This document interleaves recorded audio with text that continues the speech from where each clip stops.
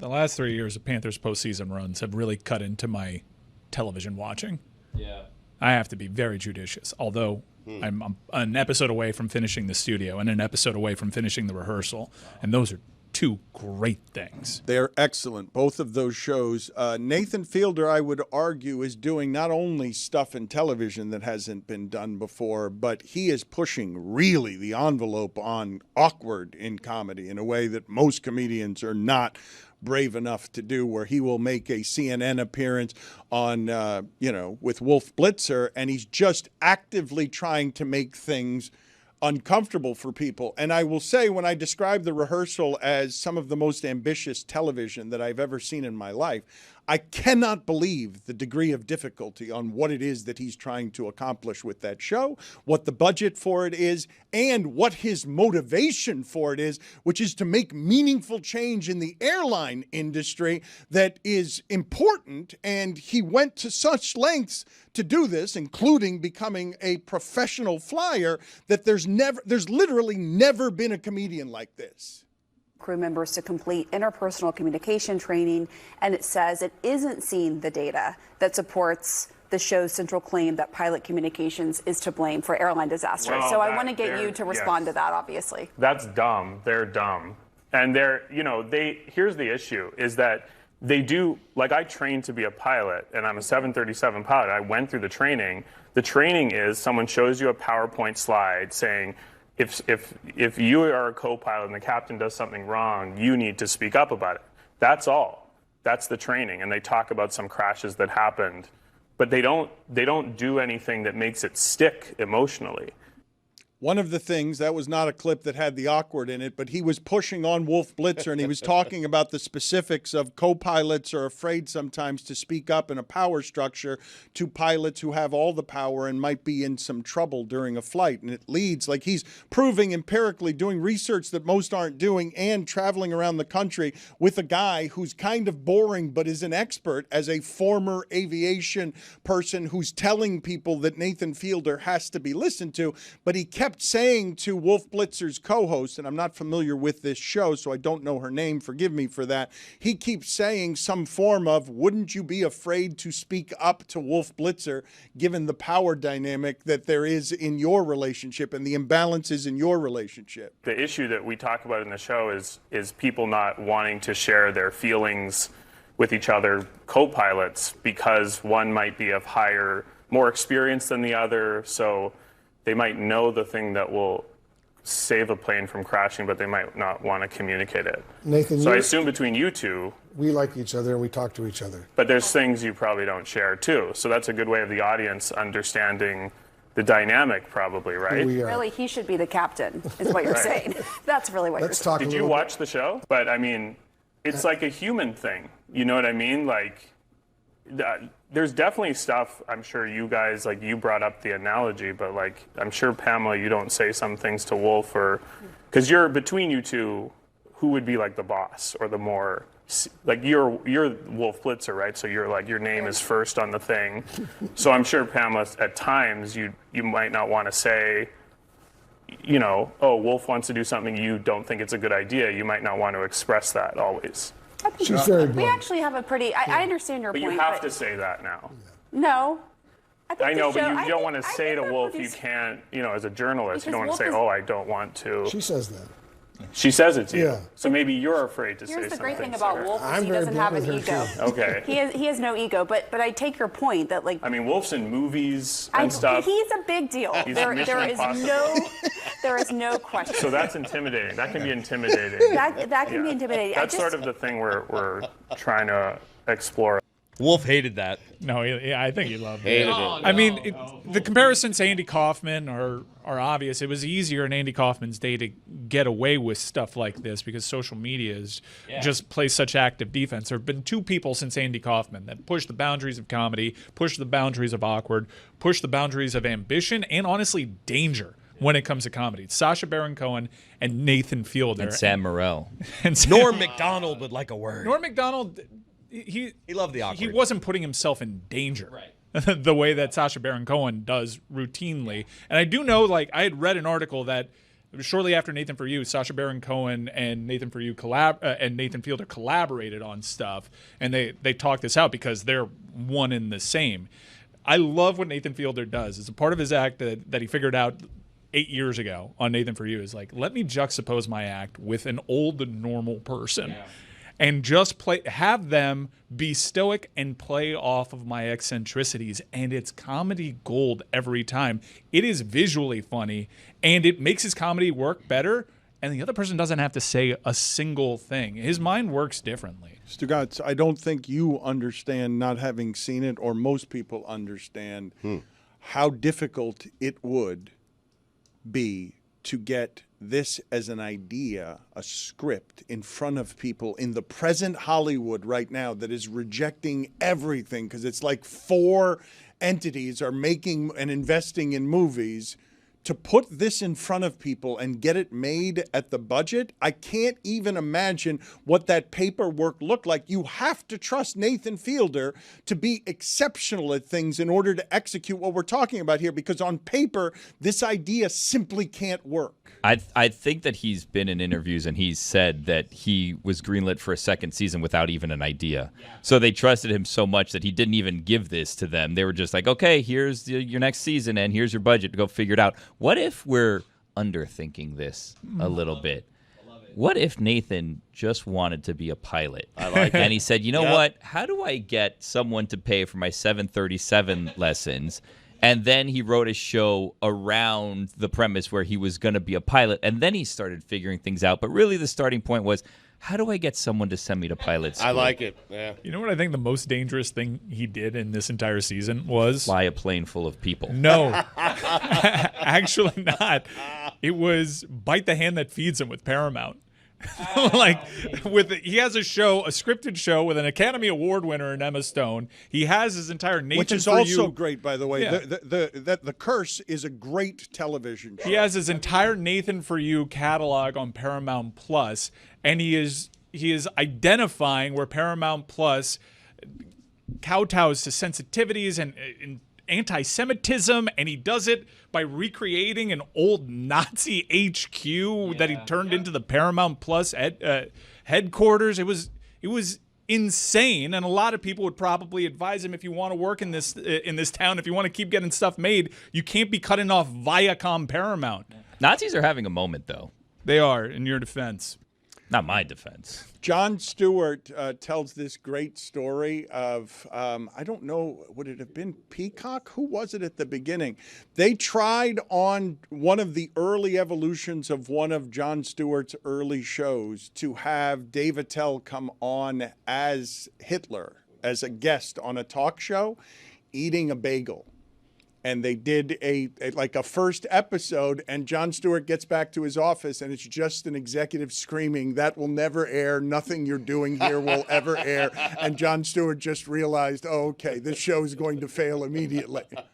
Only for him to ultimately be called by his non-stage name by the future president to sort of shout to people, "Hey, he's a Jew." He could do the skit. Why do people like Nazi jokes? They seem not worth it. They seem not worth it. It just seems not super funny. I cannot see why people would make those jokes. It seems not worth it. Thank you. 10 minutes. Minor penalty, 2 minutes, high sticking. I saw another good documentary I would recommend on Max. All this time. Implosion, the story of the submersible. They finally got to the details that people were wondering about, that this is well reported, well researched. They talked to the widow of the man and the son who died in the submersible. They take you into the submersible in a way that would make you think, why would anyone ever get in this thing for any reason? Right. For any reason, because the claustrophobia of that thing, to be sent to the bottom of the ocean to go check out the Titanic. If you want those details that we were obsessed about at the time, they're all here. They're all here in one place, and they've done a good job sort of taking you through what all of that was and the lack of ethics in sort of having a business around invention, experimentation, and discovery. Just back to the pilot thing for a second. I don't like this rank that's going on inside of an airplane, inside of a cockpit, right?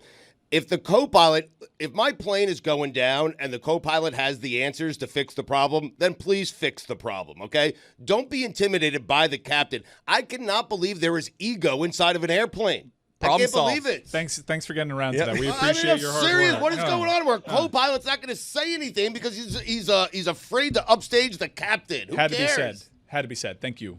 What are we doing? Right? That's right. Thank you. Mm-hmm. That's good coverage of the rehearsal for someone who hasn't seen it. Outrage. Talk more. If you could save me, please. Mm-hmm. The funny thing is, though, is that the pushback that he's run into is they're like, nah. That's correct. Which is, I think, like the official government statement is like, nah. Yeah, the government statement. I got this. The government statement is we don't need to look into this. Now all over social media is just pictures from airports of pilots not talking to each other, just like standing 10 feet apart. Say hello. How's your day? A little small talk. Right? I prefer they get along. I literally, though, had never considered how awkward it must be for just two dudes who aren't in the mood at 5 a.m. to have coffee breath and not want to talk to each other. Jessica negotiated a very difficult deal in order to get to New York and have in her contract something that said that at any time that we were talking about aviation, she gets an alert and gets to just drop into the show and talk about aviation as our aviation expert and the one who just is fascinated by flying, is tracking flights in her spare time, and must be, I would assume, fascinated by the show we were just talking about with Nathan Fielder. Mike is right that the awkward comedians, it's Ali G, it's Norm Macdonald, it's Andy Kaufman, but Nathan Fielder wants to take his place among the all-time greats with awkward because what he's doing, the curse is also great. I'm telling you, it's not just the rehearsal that's great on Max. I just can't believe the freedom this guy's getting. So, Jessica, thank you. It's nice to see you again. I want all of your thoughts on the rehearsal because I'm assuming you're just fascinated by all things Nathan Fielder. And I just can't believe he's using his comedy this way to actually affect change. He's going to actually do good with what his show is attempting to do. Nice to see you. Hi, Dan. I want to talk about the rehearsal, but first I have to say, I also like Gilbert Arenas' podcast, and who cares what that broad's name is on Wolf Blitzer's show? It was Pamela Brown, incidentally, on the Yes. Situation Room. I wish I had known her name. Thank you for that correction. We missed that correction. You picked one of the worst days to praise Gilbert Arenas. And his content ventures. You know what? I was not even aware. I was not even aware. It was Yeah, we figured that out. We were hoping. We absolutely knew that. I had no idea what to say. aware. Zero idea. Second, in a coconut. I was aware, but Yeah, know your teammates. If you were aware and went there, that would have been wild. Yes. Crazy. Don't admit if you were aware, don't admit insane.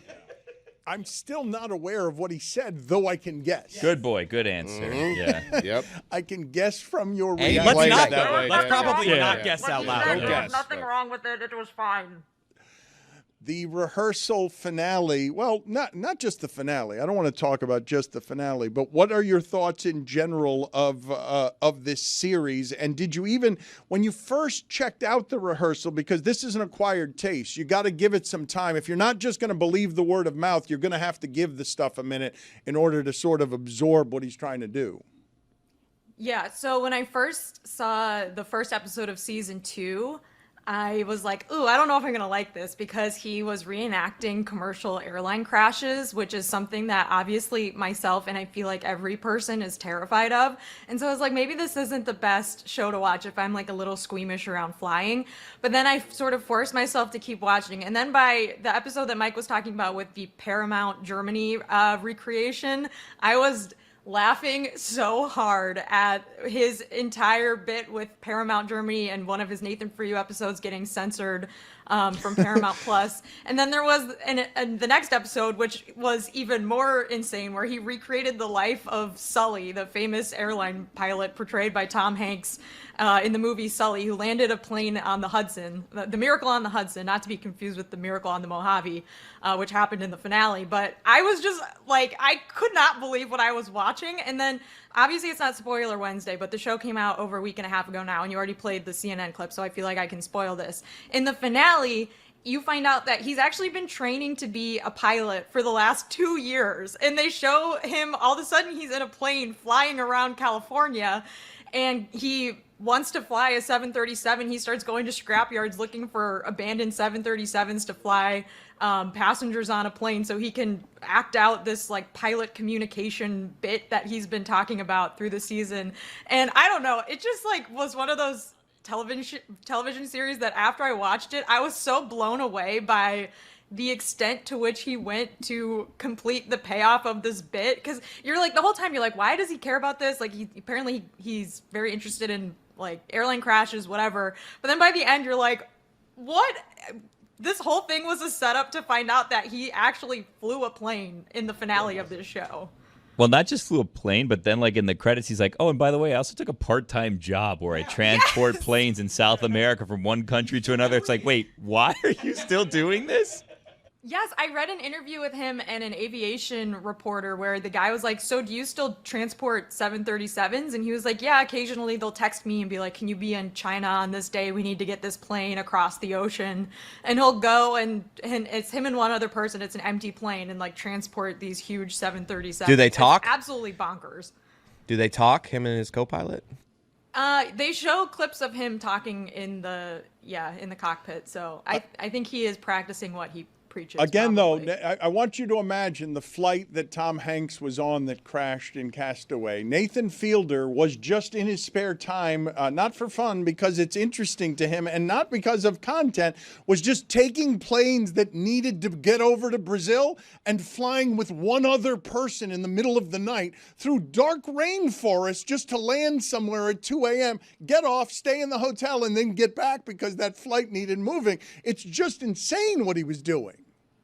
It's so much time commitment, too. I was talking to one of my friends who's trying to become a pilot this past weekend, and he's flown for the last 5 or 6 years on top of, doing another job. And he still has over 1,000 hours he needs to complete before he's eligible to be hired by a commercial airline. It's just a massive time commitment. And obviously, when you're learning and when you eventually get to fly on your own, the stakes are enormous. Like there were so many people on the rehearsal subreddit that I was reading that were like, well, on the bright side, like when the finale aired, at least we all knew he survived because we probably would have heard about it if he had randomly like died in a plane crash in the last 2 years. There would have been a news story about it. So I guess like we kind of knew the ending would be a happy one, but still, it's just absolutely crazy. There was also some people, you can like research the FAA database. It's public of like who's registered to fly, I guess.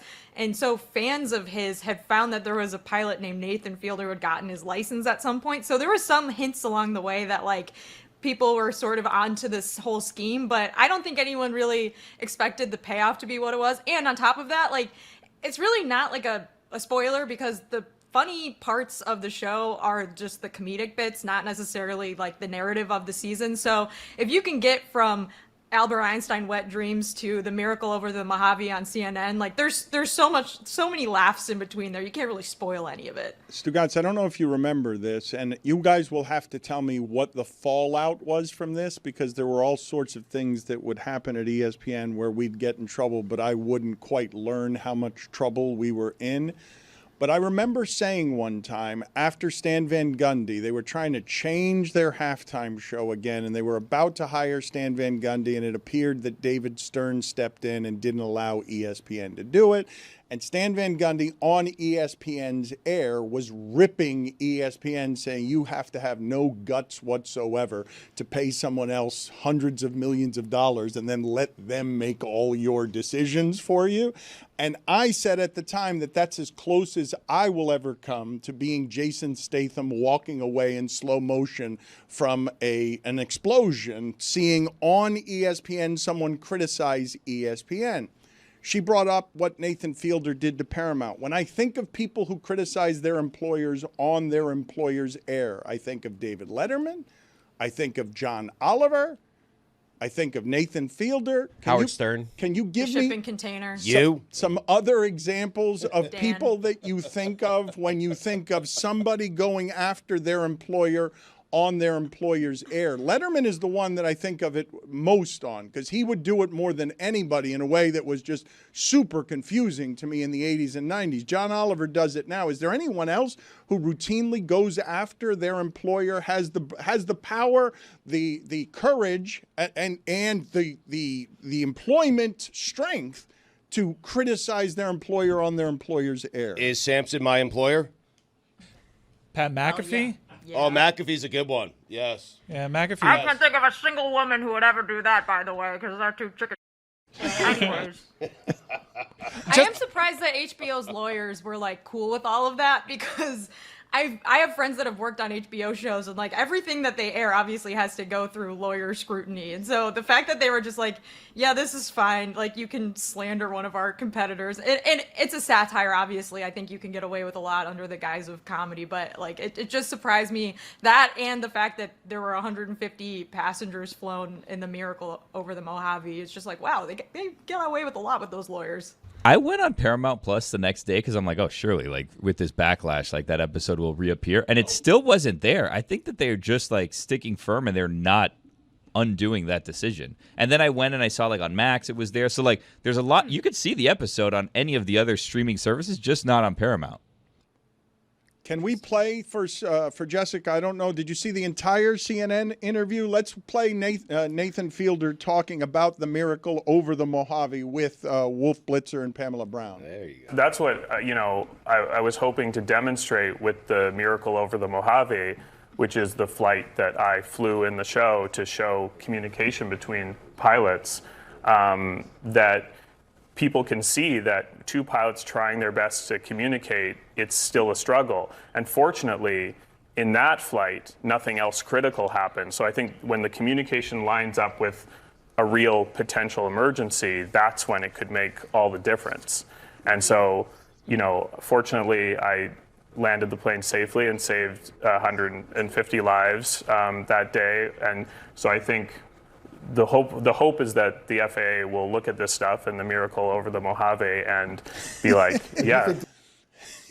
Dude right next to him just frozen. Yeah. Just visually funny. No, he's been dragging that guy all over the country. Everywhere. That guy is deadpan, but he's the real expert here, right? And yes. So he's giving him real voice, real power. He's getting him heard. It really is genius to watch the platform used this way. I can't believe he's making all of this entertaining. It's hard to make this entertaining. That's the most ambitious part about all of this. What he's tackling individually, like there's so many different ambitious parts of this. Getting greenlit without providing proof of what he was going to talk about, tackling this communication issue. But for me, I think the most audacious part about all of it is, let me try to make all this funny, which is really ambitious. And the fact that he nails it, too, is terrific.